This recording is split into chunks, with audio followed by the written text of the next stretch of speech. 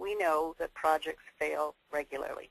Every one of the practitioners I've ever spoken to has their own list of failures, and every reading of the press presents another failed lot of projects for executives and others to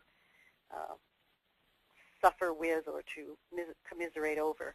In the Harvard Business Review, for instance, in September of 2011, Bent Flyberg's research on information systems project management and projects has been published.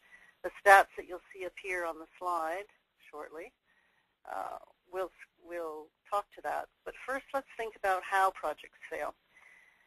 Typically, projects go fairly well until 90%. The status reports look good. There's no major issues. Everything's going reasonably well. We're dealing with whatever issues or risks come up. And then we stick it so 90% for a very long time.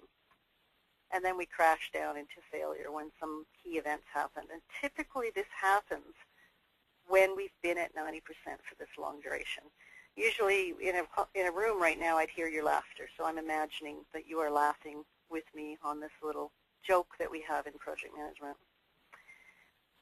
So let's take a look at what the stats say. Bent Flyberg has done a lot of work on infrastructure projects. He's one of the primary movers and shakers behind reference class forecasting and some of the ideas about delusions and deception in the startup phases of project management that have been incorporated into best practices and new approaches to managing infrastructure projects in Norway and Britain and Denmark.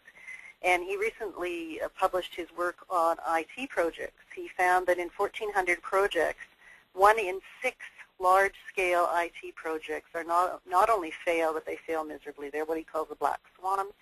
They fail